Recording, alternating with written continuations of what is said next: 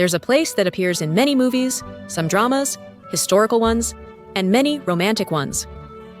But green hills, sunflowers, hay bales, and cypresses cover a path that I invite you to travel with us. Travel companions, welcome to a journey through Tuscany.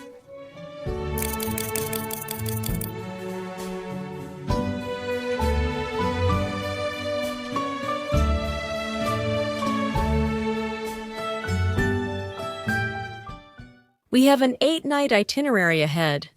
A road trip, medieval villages, good food, and good wine for an autumn that was just beginning.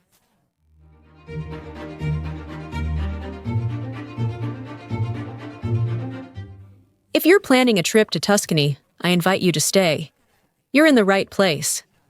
Towns, distances, prices, you'll find all of that here. We'll visit photo spots, cypress fields, hot springs, forests, and experience Tuscan charm. I'll say again, there are many ways to do this route, but this is the one we chose this time to show you on Europa Accompagnata. Travel companions, fasten your seatbelts because we're starting.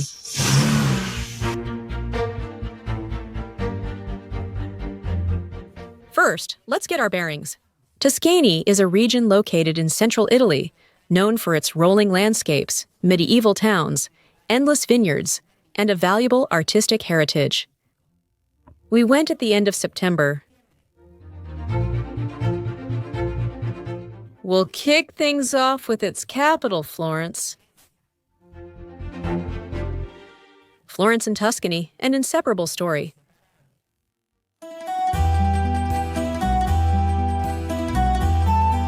Everything will start in Florence. 3 nights in a city that deserves every minute, and then we'll head into the small towns.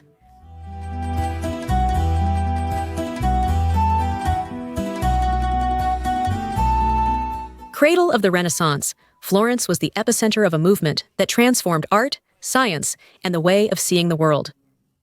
But it didn't do it alone.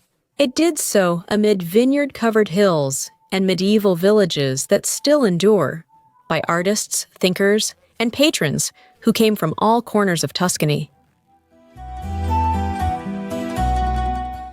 As we already showed in a video, walking through Florence is seeing that constant connection.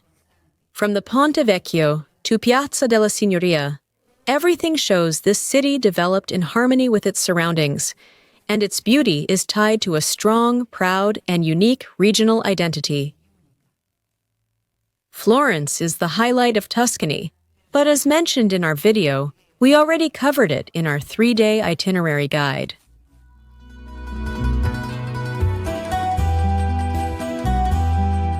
Our accommodation was very close to the Arno River. It could have been better but it was spacious and had a good location. That's what I value most about this place. We paid €190 per night in September. I'll leave you the full video of Florence at the end of this, and the name and access to the accommodation, so you can take a closer look at it. I'll leave that for you in the description and on the blog. Here, I leave the 3 dinners with their corresponding receipts and the names of the restaurants.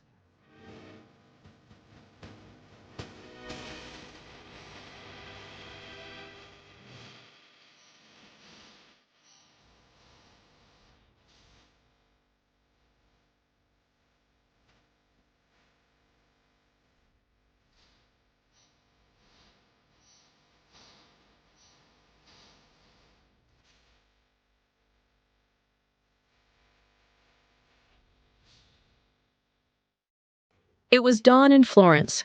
We were starting with our first stop. Lucca was waiting for us less than 80 kilometers away.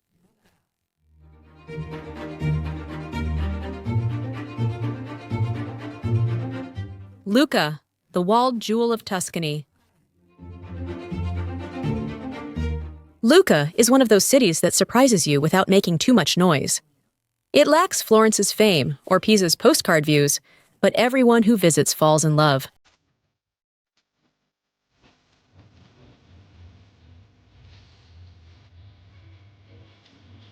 It's one of Tuscany's best-kept secrets, and maybe that's why its charm remains untouched.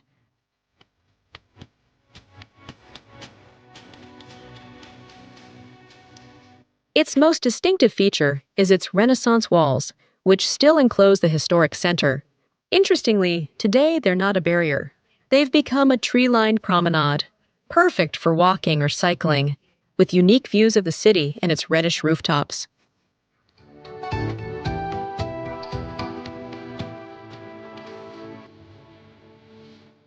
Once we passed them, we found a paid parking lot where we could leave the car while we spent a few hours in this city.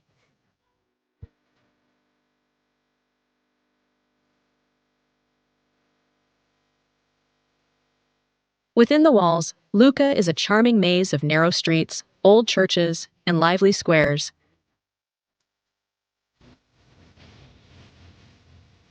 The Piazza del Anfiteatro, built on top of an ancient Roman amphitheater, is one of the most photogenic in all of Italy.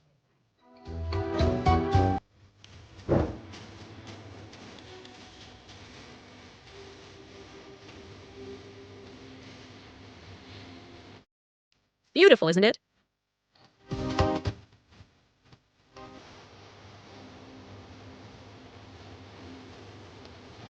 The Winigi Tower stands out in Lucca, with its trees on top, from where you can see the city and its surroundings in 360 degrees.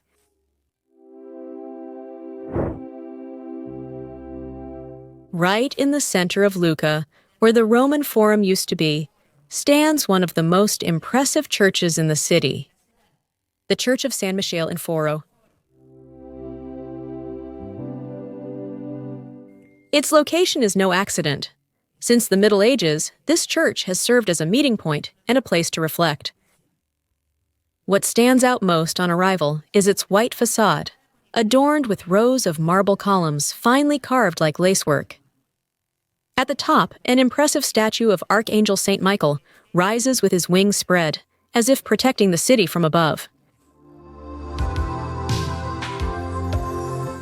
The interior is more austere than the exterior, but has an intimate, serene atmosphere that preserves centuries-old spirituality.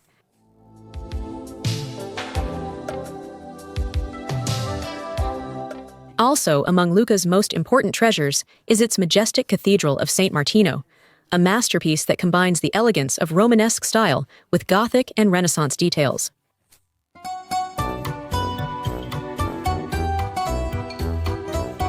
Here, art and music are never lacking. Lucca, Giacomo Puccini's hometown, still echoes with arias from its squares and theaters.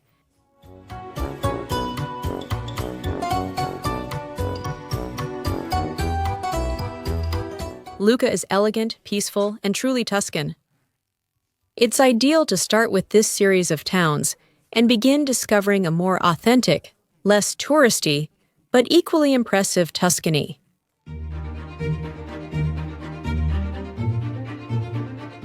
We left Lucca behind and headed to our next destination.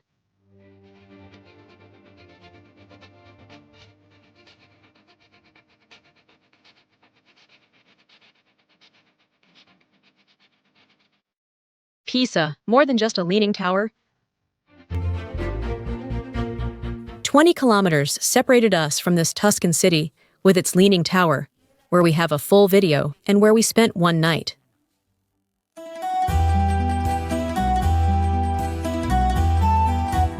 Pisa is one of those cities that's immediately associated with a single image, the Leaning Tower.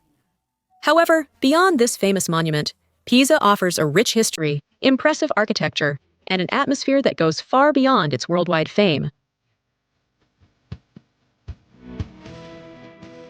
The heart of the city is the Piazza di Miracoli, where the tower is located, but also the Cathedral of Pisa, a gem of Romanesque style, and the baptistery, famous for its unique acoustics.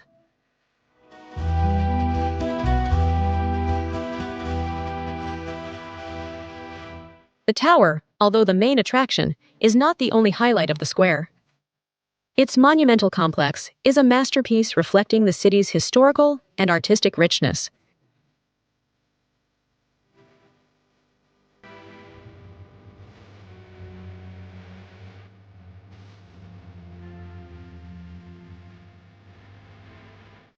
In the video we already have uploaded on the channel about Pisa, we show you step by step how to explore this monumental complex.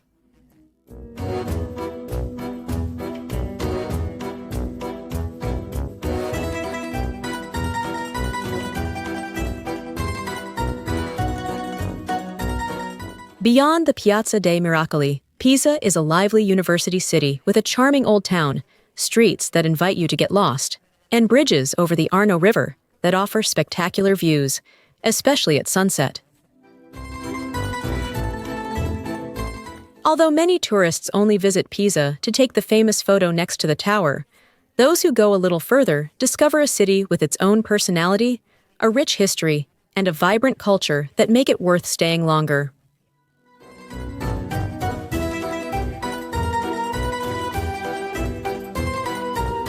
We decided to stay near the Piazza dei Miracoli in an old house with on-site parking.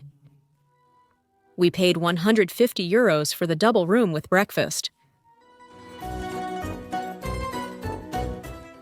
I'll leave all the links for what I mentioned in the description, and here's the scene we made.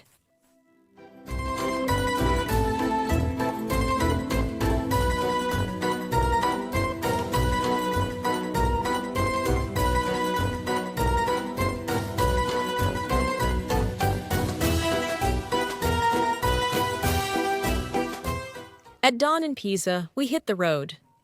This one is easy to do by car. It's not complicated, and we think it's one of the most beautiful ways to discover Tuscany.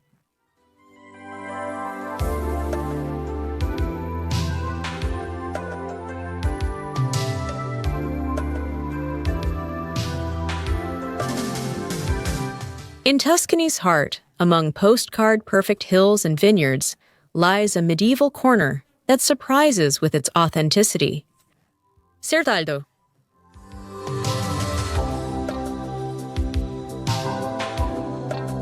Less well-known than other Tuscan gems, but with a charm that rivals any of them, this small town is perfect for those of us looking for a quieter stroll away from the crowds.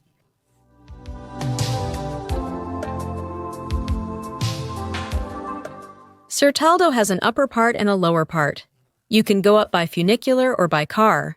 After arriving, pay at the parking meter to leave your car here before exploring the medieval town. The best thing is to go with the flow.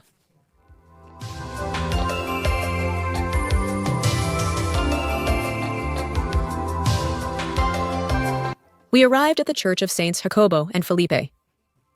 This Romanesque church dates back to the 13th century. It has a simple but charming brick facade, and inside rest the remains of the famous writer Giovanni Boccaccio.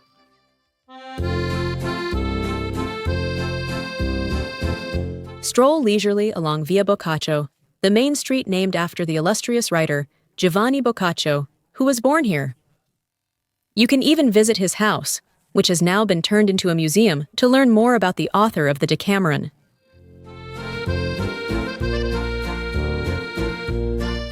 Another must-see is the Palazzo Pretorio, its facade adorned with stone and ceramic coats of arms that reflect the city's rulers.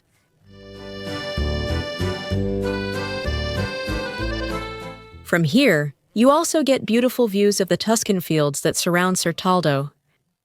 It's perfect for taking photos or simply staying for a while to enjoy the scenery.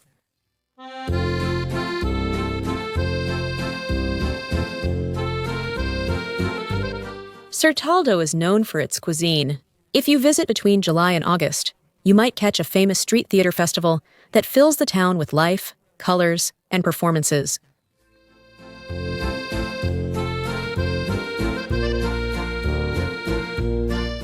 But even off-season, like when we went, there are charming trattorias where you can try local dishes like Certaldo's red onion, which even has its own mention in ancient Tuscan cookbooks.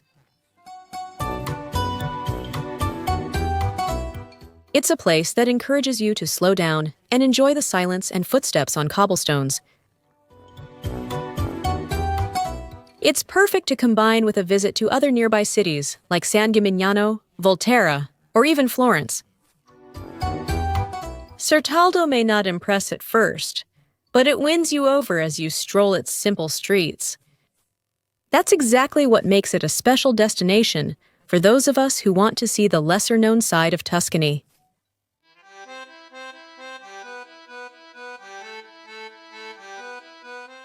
Leaving Certaldo behind, we're heading to another town, one of the most well-known. We travel just 14 kilometers to San Gimignano.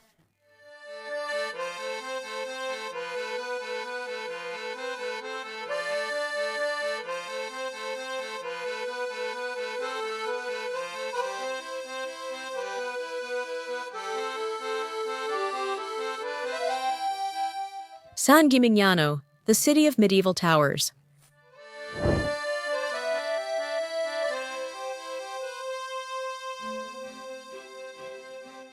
San Gimignano is like a journey to the past, a place where medieval history is preserved intact.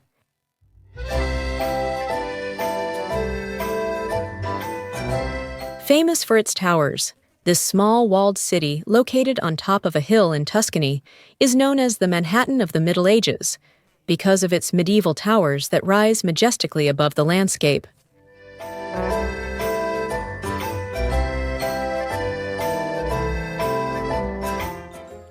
When you arrive, you can't enter the walled part by car, just like in all these towns. Near the wall, there are free outdoor parking lots where you can leave your car.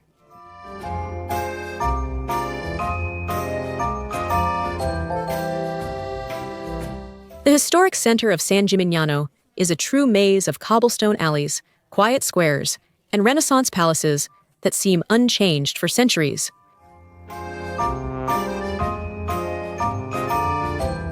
Walking through its streets is like strolling through a postcard of ancient Tuscany, and when you reach the Cistern Square, the medieval scenery is completed by the sound of the outdoor cafes.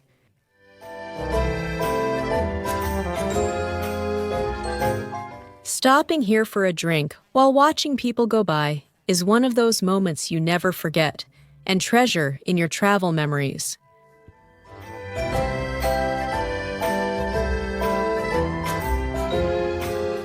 One of the most outstanding landmarks in the city is the Cathedral of San Gimignano, also known as the Collegiate Church of Santa Maria Assunta.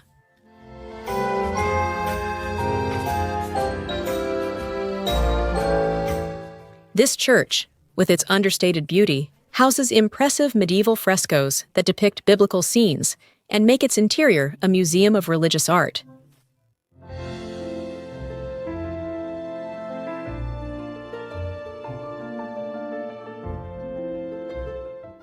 San Gimignano invites you to climb its towers, like the Torre Grossa, the tallest, offering spectacular panoramic views of the city and surroundings.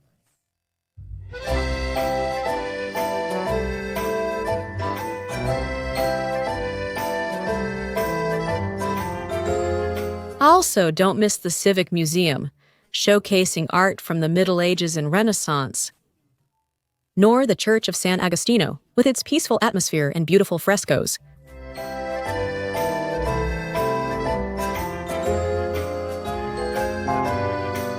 San Gimignano was not just a tourist destination on this journey, but a city that lives and breathes history in every corner. While its towers are the first thing you notice, it's the living medieval atmosphere in every alley and square that truly captivates you.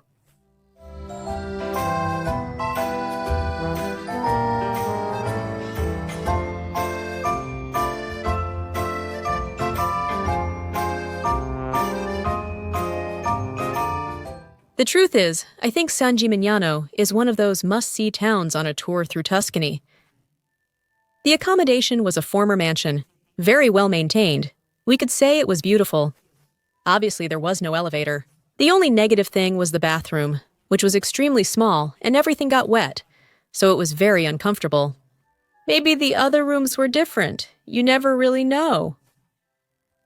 I'll leave the link in the description and on the blog, so you can check out the pictures and see what you think. We paid €100 for the room.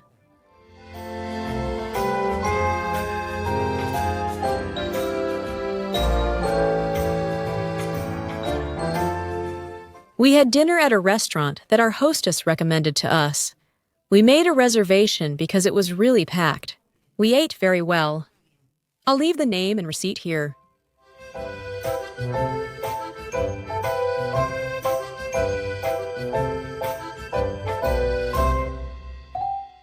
In the morning, we had breakfast in the square. The sun was shining, and it was time to leave this town with its towers. Even though we didn't feel like it.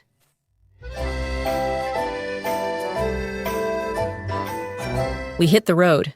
30 kilometers separated us from our next destination. The road starts to have those features we think of when we dream about Tuscany.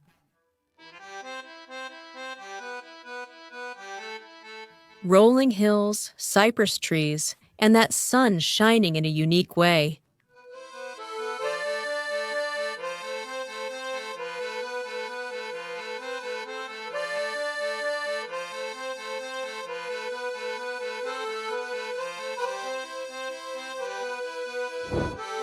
Volterra, Etruscan history in Tuscan hills.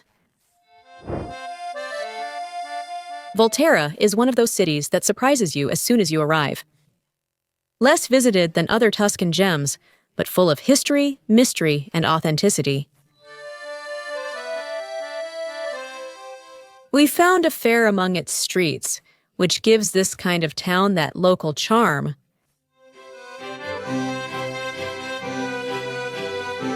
Situated on a hill, this city holds centuries of Etruscan, Roman, and medieval legacy.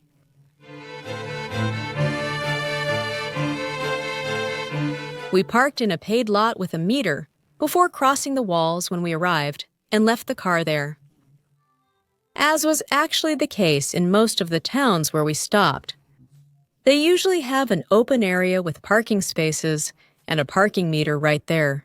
So you just enter the number of hours you think you'll be staying.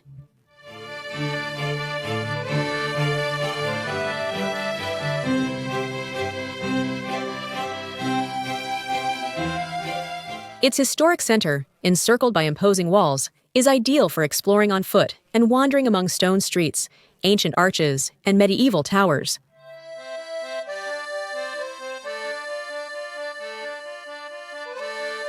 One of its main attractions is the Arch Gate, an Etruscan gate from the 4th century before Christ, which still stands as a silent witness to the city's most ancient origins.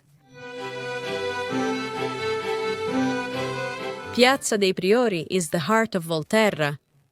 There you will find the Palazzo dei Priori, the oldest civic building in all of Tuscany and one of the most remarkable examples of Gothic architecture.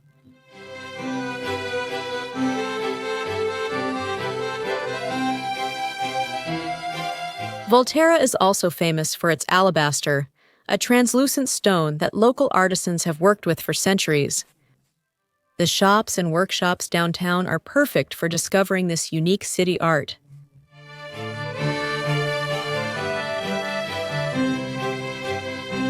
Volterra is an ideal stop for those who want to experience the deepest and most authentic side of Tuscany.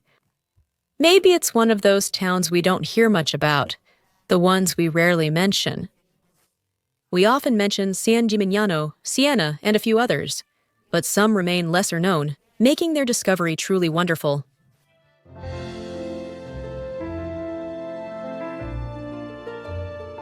Volterra has a very special connection with the Twilight Saga, specifically with the second movie, New Moon. What is the connection? In the Twilight story, Volterra is the city where the Volturi clan lives. Stephen E. Meyer chose Volterra as the home of the Volturi because of its ancient history, mysterious atmosphere, and medieval architecture that perfectly matched the vibe she wanted for these ancient vampires. Was it really filmed in Volterra? Although the story is set in Volterra, the New Moon scenes meant to be there were actually filmed in Montepulciano. We'll soon see another Tuscan city.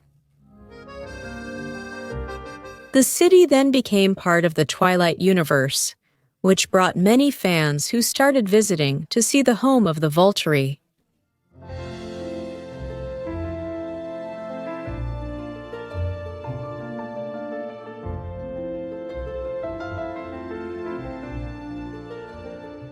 We continue on our route, which is a journey itself.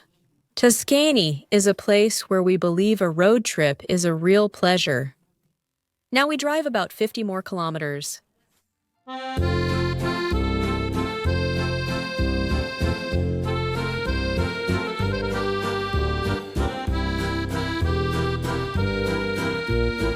Monteriggioni, a walled gem frozen in time.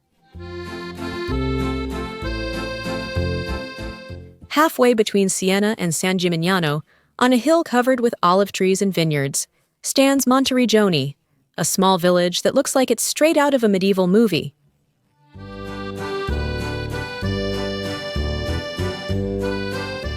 Completely surrounded by an almost intact circular wall, this Tuscan corner is one of the best preserved examples of 13th century military architecture.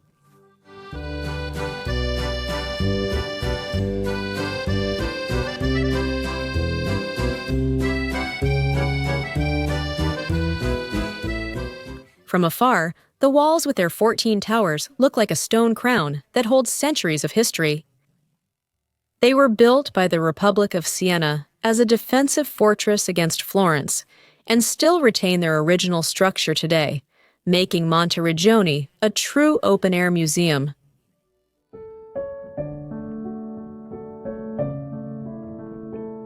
When you enter, you can do so through one of its two main gates, Porta Franca or Porta Fiorentina. As you pass through, you enter a serene, authentic atmosphere.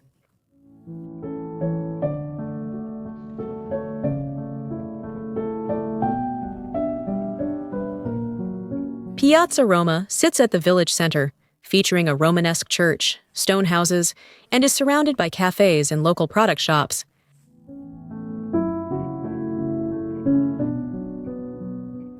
One of the main attractions is the possibility of walking along a section of the wall. From there, you see spectacular views of Tuscany.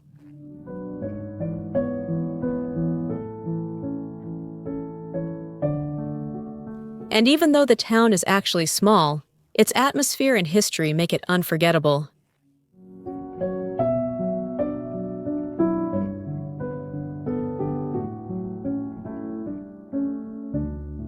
Monteriggioni is also noted in Dante Alighieri's Divine Comedy, where its towers are likened to giants. That literary image enhances the sense of being in a timeless place where history and poetry meet everywhere.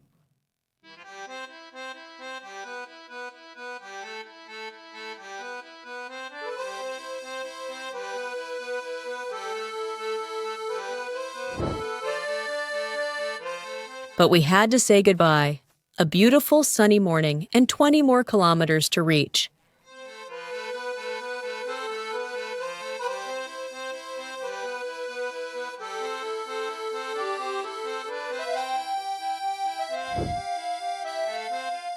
Siena, medieval elegance in the heart of Tuscany.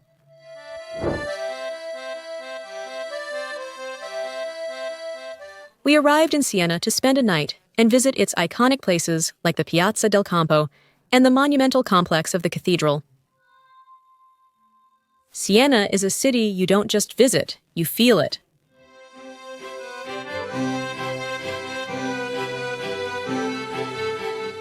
With its stately ambiance, rivalry with Florence, and timeless aesthetic, this Tuscan gem offers a unique experience amid cobblestone streets, Gothic art, and living traditions.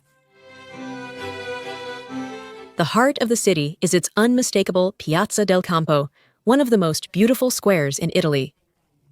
With its semicircular shape and gentle slope that turns it into a natural amphitheater.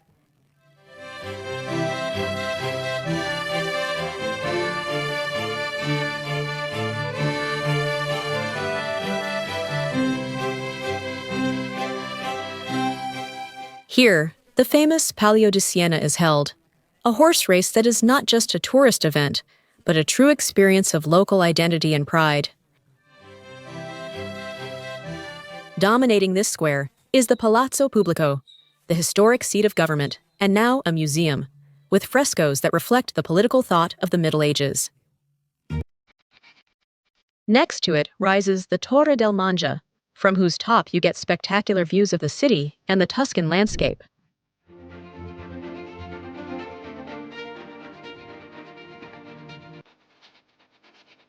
Another must-see is the Siena Cathedral, a masterpiece of Italian Gothic. Its facade is striking from afar, but the most impressive part is its interior. Marble columns, frescoes by great artists, and a unique mosaic floor that tells biblical and philosophical stories.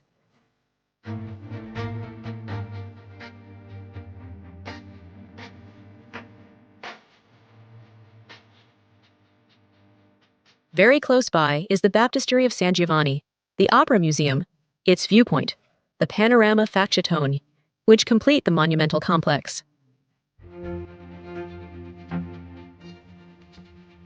Siena also invites you to explore its neighborhoods, each with its own crest and unique history.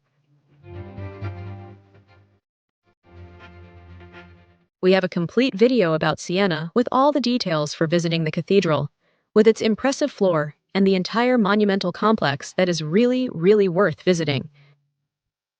Based on my tastes, I recommend it.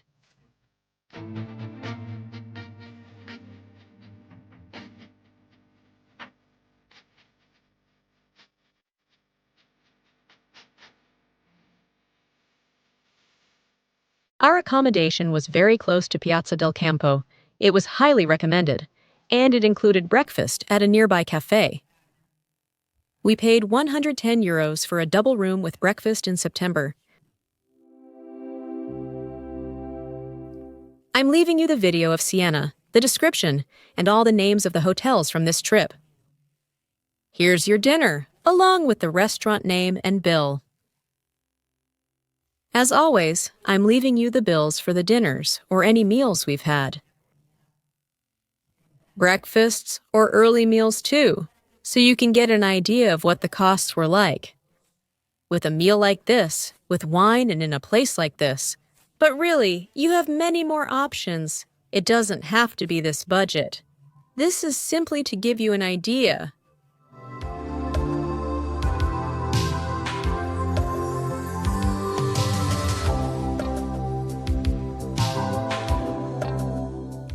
We woke up in Siena. And after breakfast, we continued the lovely journey along the routes. The sunflowers were already drying up. You could see them in the fields. It was the end of September. I can imagine how beautiful these fields look with sunflowers in bloom. Now we travel another 75 kilometers.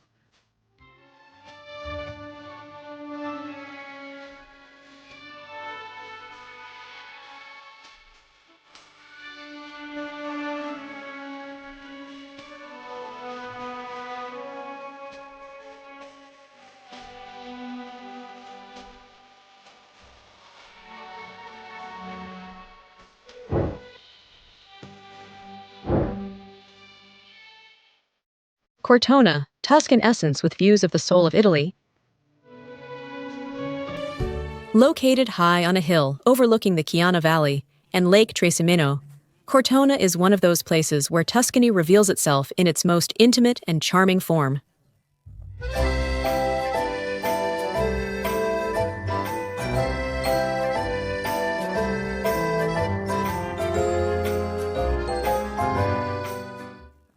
Ancient, silent, filled with golden light and stone walls, this city combines millennia-old history with a tranquil atmosphere that wins you over from the very first step.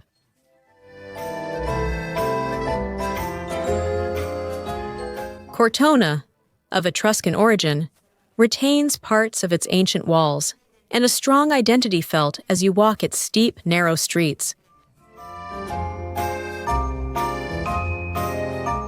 Every corner invites you to stop, whether it's to admire a flower-filled balcony, a panoramic view, or a small cafe where time seems to have no hurry.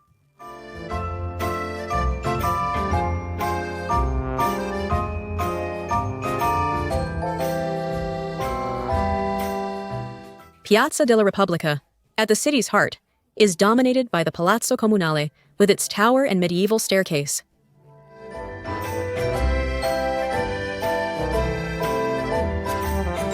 From there, Small streets lead to churches, museums, and stunning viewpoints.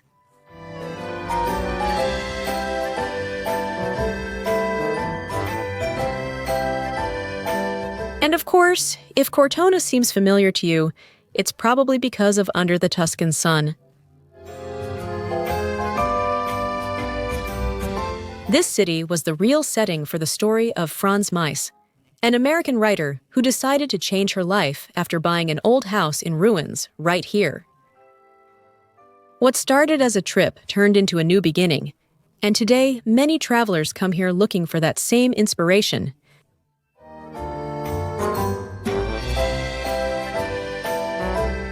Stone houses covered in ivy, golden hills at sunset, and a life enjoyed at a different pace. All of that is still just like in the movie. Thinking about buying a house like Bramasol, Cortona is a place to stay a little longer, to walk without a map, to look out from above, and to feel that, at least for a moment, you are also part of that simple and beautiful life that Tuscany offers. Cortona is among my favorite towns in Tuscany. We thought about staying here, but we ended up choosing the next town for the second time, where we would stay for 2 nights and use it as a base to explore the beautiful Val d'Orcia area, that typical region with cypress trees and dreamlike landscapes. Now we have only 30 kilometers left to Montepulciano.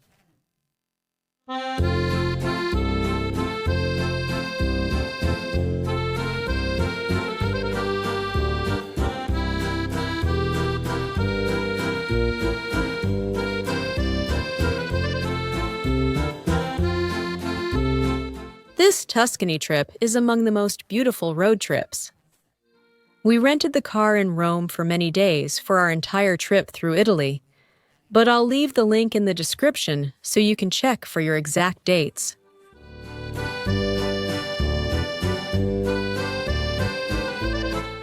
We arrived at one of my favorite towns in the world. We reached Montepulciano.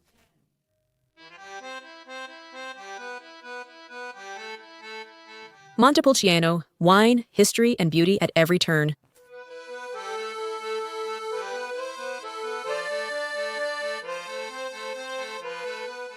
Montepulciano, known as the Queen of Val d'Orcia, is a Tuscan city that seems lifted from a Renaissance painting.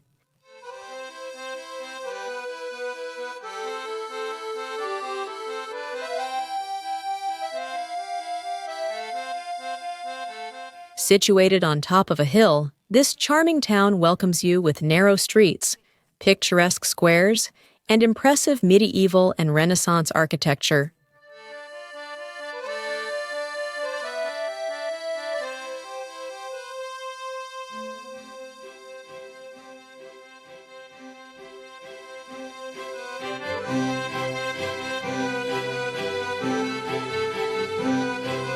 As you wander through its cobblestone alleys, you can feel history unfolding around you, from the ancient walls to the imposing churches and palaces.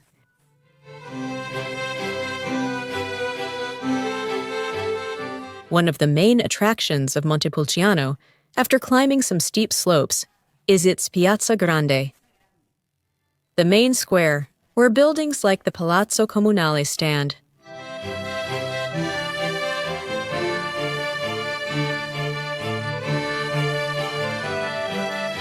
Another highlight is the Cathedral of Santa Maria Assunta, notable for its simple beauty.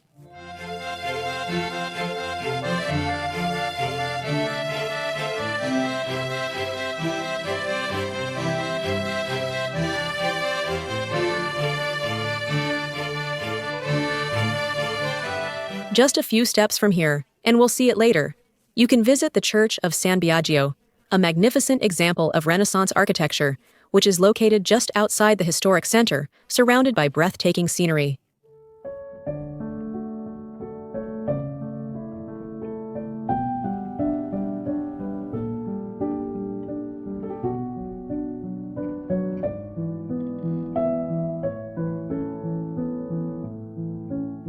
Montepulciano is also known for one of Tuscany's best wines, Vino Nobile di Montepulciano. The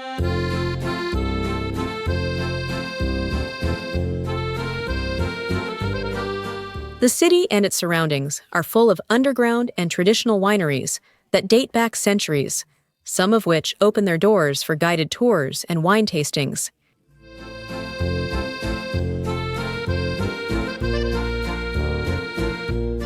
These wineries, some of which are located beneath the old town of the city, stretch for kilometers and maintain an authentic atmosphere full of history.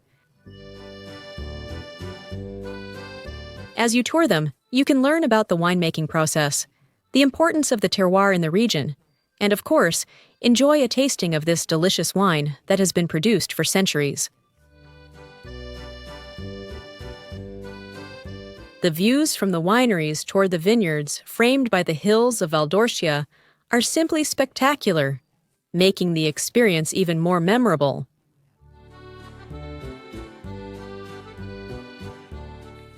We were just talking, when we were in Cortona, for those of us who are a bit older, about the movie Under the Tuscan Sun.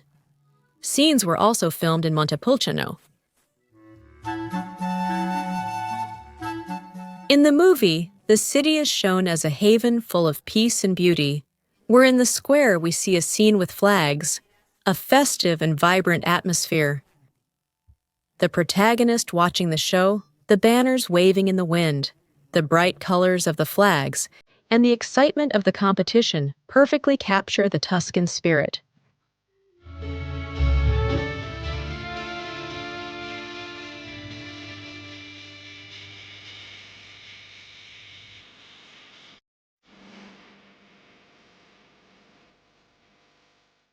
Speaking of films, we mentioned today in Volterra that it was the residence of the Volturi clan. Remember? But were the scenes actually filmed there? Those scenes were filmed here in Montepulciano. Montepulciano became Volterra for the movie.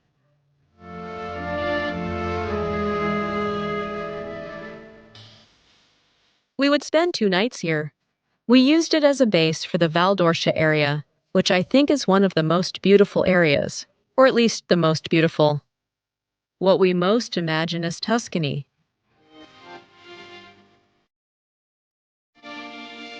Our accommodation was inside the city walls, highly recommended. Remember, cars must stay outside the city walls since driving inside isn't allowed.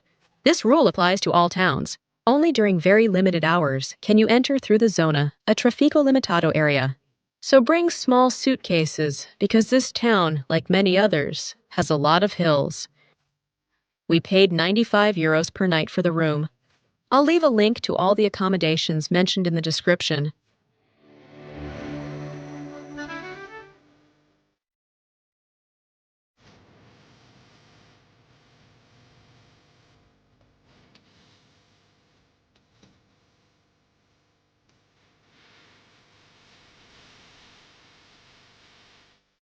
We had dinner both times at the same place.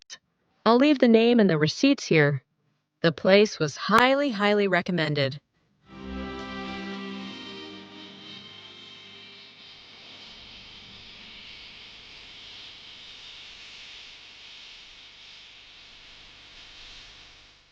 A fantastic wine bar.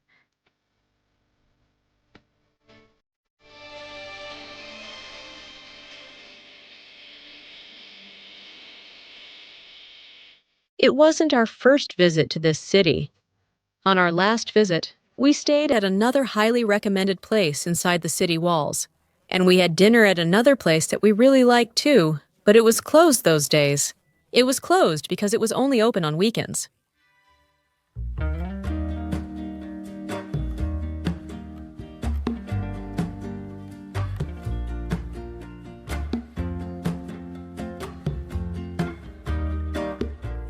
From here on, all the towns we mention were visited from Montepulciano, so I'll mark the distances starting from here.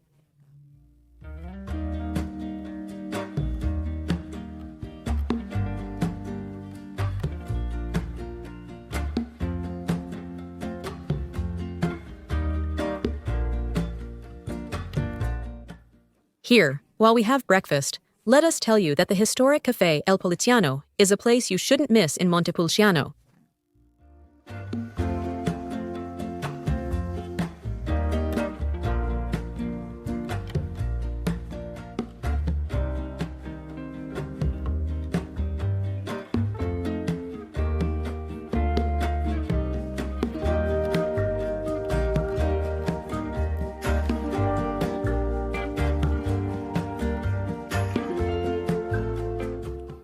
If you're enjoying the video, but most importantly, if it's helping you, we want to remind you not to forget to subscribe so you don't miss any of our guides and routes through Italy or the many other countries we feature on the channel. Also, give it a like and share it with friends who also enjoy creating their own itineraries. Shall we continue?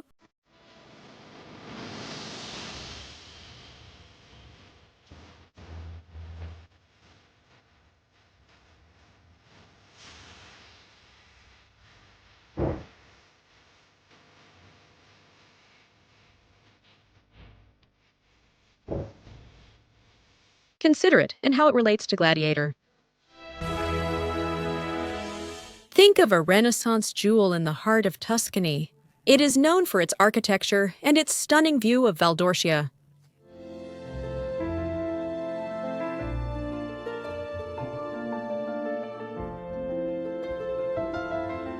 This small town, planned by Pope Pius II, is famous for its architectural harmony and its beautiful landscapes. Pienza is also a place that appears in some scenes of the movie Gladiator.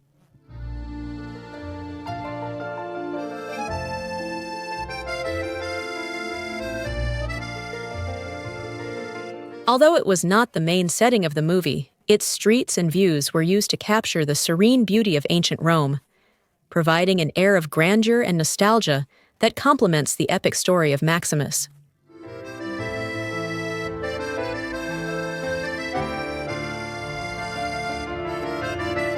The connection between Pienza and Gladiator highlights how Tuscany, with its blend of history, art, and nature, has been a source of inspiration for many film productions.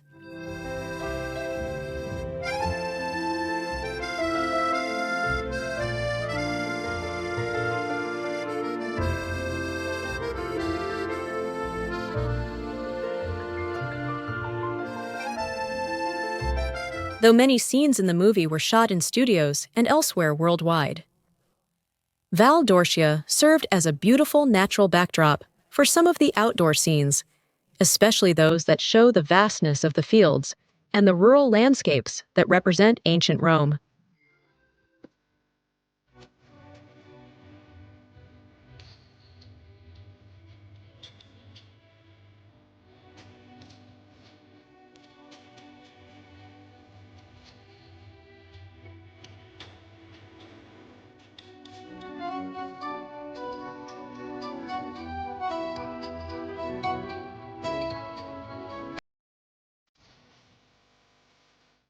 Pienza is a town we had already visited, and it's also one of our favorites.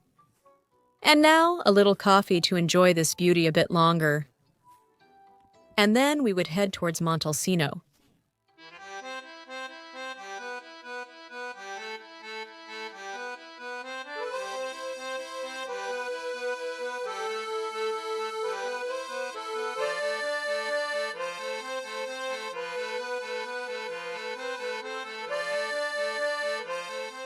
Montalcino, Tuscany's historic wine haven.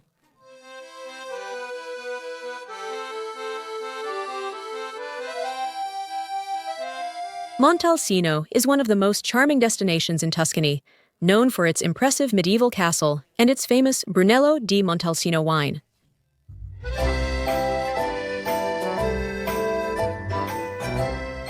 Set atop a hill above the Val d'Orcia, this small town offers a spectacular panoramic view of the vineyards that surround the area, especially during the harvest months when the fields turn golden.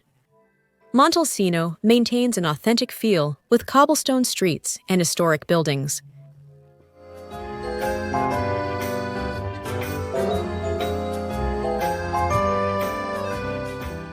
The heart of the city is the Montalcino Castle, which dates back to the 14th century, where visitors can enjoy unique views of the region.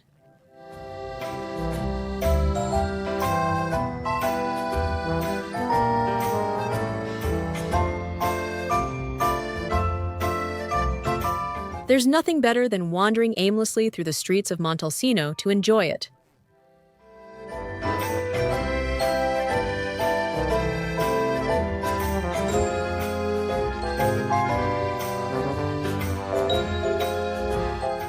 Montalcino is also perfect for wine lovers.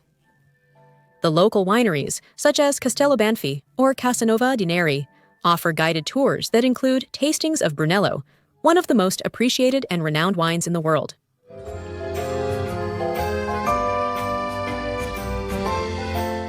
The experience of touring the vineyards, learning about the winemaking process, and tasting these wines in their place of origin is something you can't miss. But we would have to leave behind this blend of history, natural beauty, and winemaking tradition that we found in Montalcino.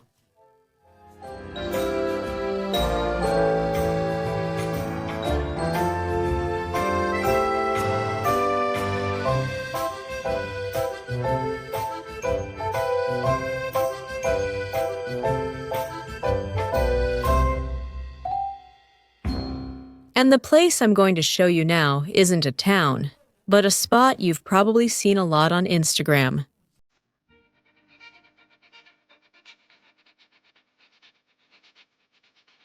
The Church of Madonna di Vitalita, an icon of Tuscany.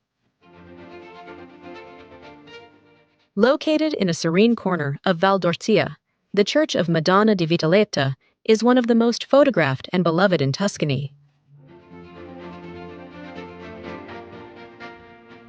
This very small temple, surrounded by cypress trees and golden fields, has become a true symbol of the beauty and tranquility of the Tuscan landscape.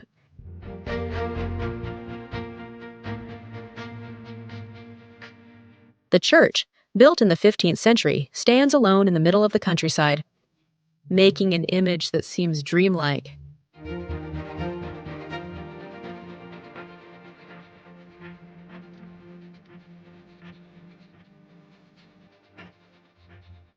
I'll leave a map for you on the blog, where all the points are marked. There I'll include this church, the Vitalita Madonna di Vitalita. You'll be able to access it by a path, a secondary dirt road. Up to a certain point, there, you'll have to park the car. You'll see that there are some other cars. Not a lot of people go, but quite a few do. And then you'll have to walk quite a distance to get to this church.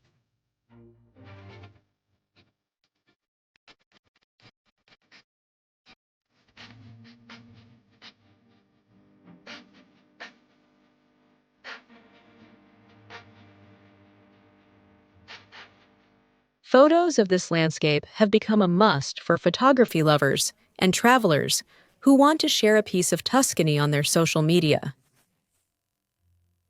The advantage of taking the tours by car. I think Tuscany is one of those places where having a car is almost essential to be able to capture all these places and moments. It's about the freedom it gives you to choose to visit certain cypress-lined paths or places that aren't accessible by public transportation.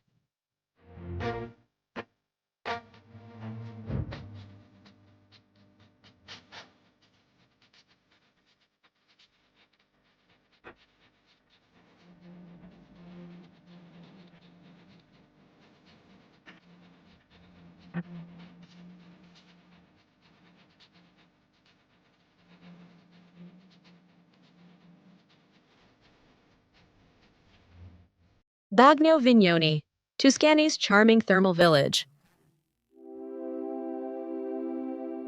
Bagno Vignoni is a quaint village in Tuscany, known for its thermal waters, valued since Roman times.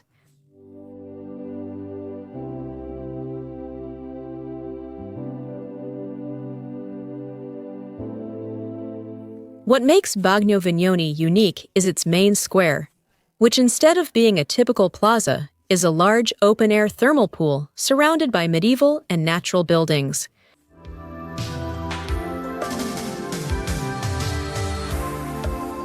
This thermal pool, called Piazza delle Sorgenti, is a natural and historical monument whose thermal waters spring from underground sources at a temperature that can exceed 37 degrees Celsius.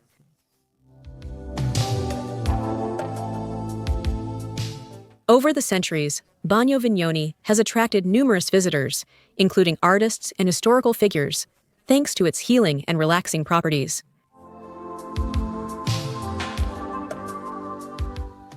The village retains a medieval feel, with stone buildings that look postcard perfect. In addition to the famous pool, Bagno Vignoni offers other points of interest, such as the Church of San Giovanni Battista, which is located near the main square, and the Bagno Vignoni thermal baths, which have modern facilities for those who wish to enjoy spa treatments.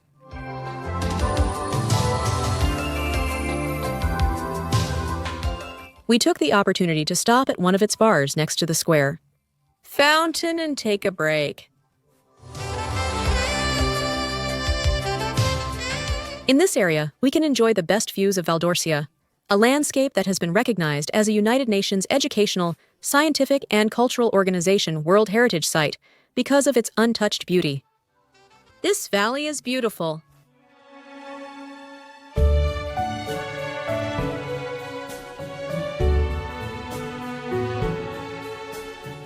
San Quirico d'Orcia, a picturesque medieval treasure in Tuscany.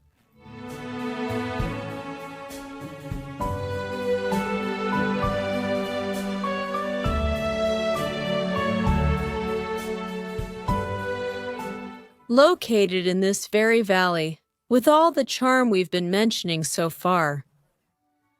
The historic center of San Quirico is full of charm, with a series of monuments and historic buildings that date back to the Middle Ages.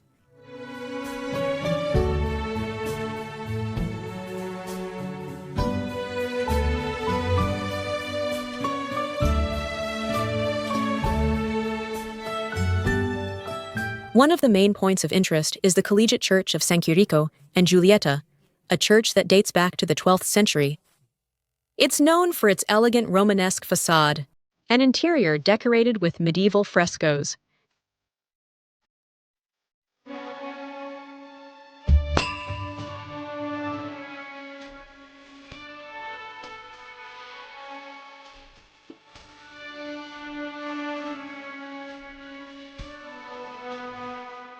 In addition, the Piazza della Libertà, the main square of the town, is a perfect place to stroll and enjoy the scenery.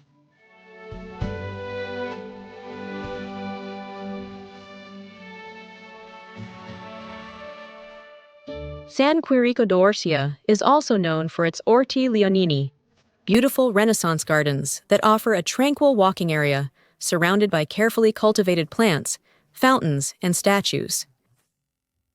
These gardens, created in the 16th century, are a true gem and provide a relaxing experience for those who visit them.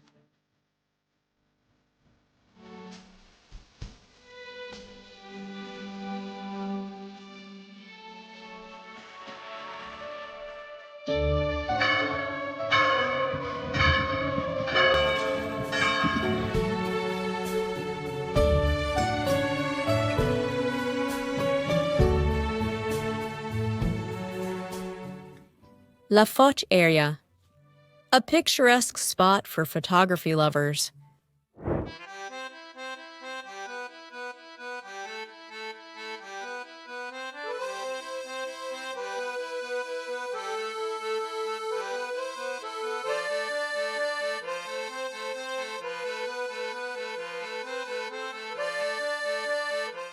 Although La Foch is a historic residence with world-famous gardens, we didn't go there to visit it.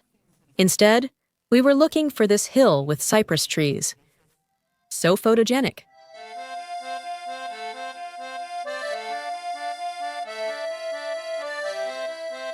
Whether it's sunrise or sunset, all of Val d'Orcia is a unique setting for those of us searching for the perfect photo.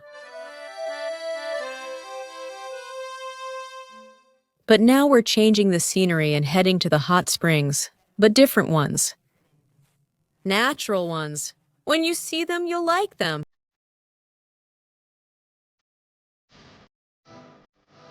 San Filippo Hot Springs, a natural refuge in Tuscany. The San Filippo Hot Springs, located in Bagni San Filippo in the Val d'Orcia region, are known for their thermal waters with therapeutic properties that have been valued since Roman times. But what makes this place special are its white calcareous formations and natural terraces that create a unique landscape.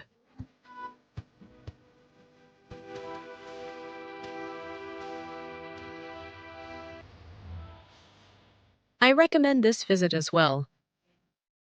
Maybe not as commonly seen on the usual tours of Tuscany, or not the Tuscany that we typically imagine. We were just talking about everything we saw in Val d'Orcia, but it truly makes an impact. When we got there, we were truly impressed.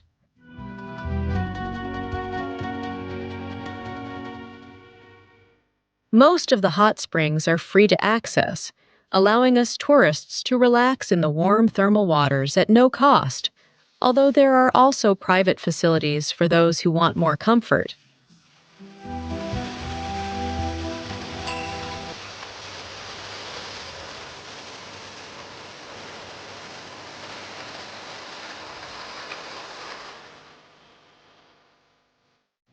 We arrived at our last morning in Tuscany, but on the way to a new destination, we would visit one more place.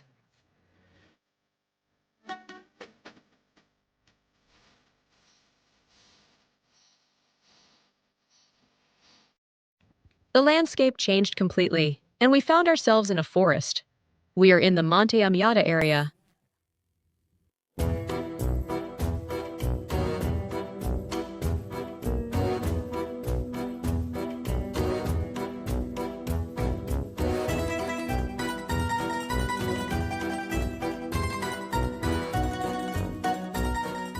In the past, Monte Amiata was an active volcano, but today it is considered an extinct volcano.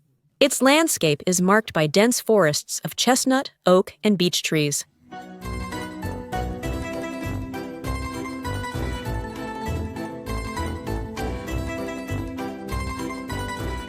We didn't go with the intention of seeing these forests. It took us by surprise on the way. We had a destination marked on the global positioning system, and it took us by surprise. Mount Amiata is also famous for its natural hot springs, as we were saying. Thermal waters that appear in nearby towns like Bagni San Filippo, where we just were, or Rapolano Terme, where we went.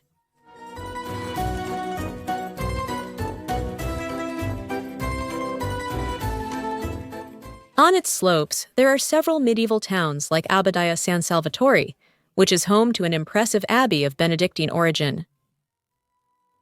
But I promised you we would go to another destination, so let's head to the Saturnia Hot Springs.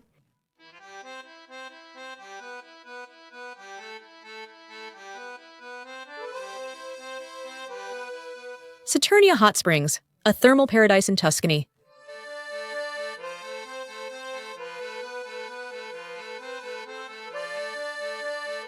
Saturnia Hot Springs lie in the heart of the Tuscan Maremma.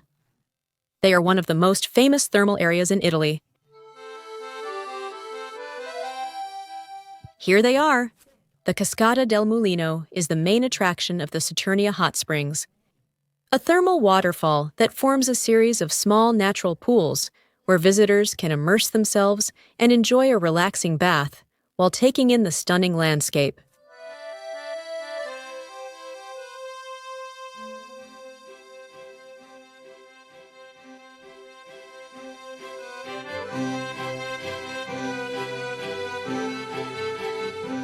Known for their sulfurous, mineral-rich waters, these hot springs have been appreciated since Roman times for their healing and relaxing properties.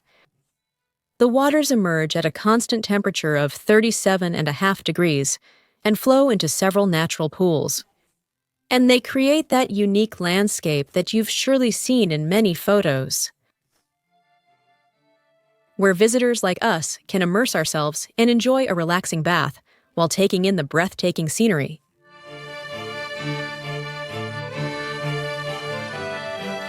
The waters of Saturnia are considered excellent for relieving stress and improving circulation. This area also features luxury facilities and spas that offer a wellness experience. But we were looking for this, to see nature, to see these kinds of landscapes that we had never seen before. On this tour, we tried to show you several towns. There are many more missing, some that we visited on other trips like Arezzo, and many others. But it's a tour to start choosing and dreaming about Tuscany. But speaking of road trips in Italy, did you see this one?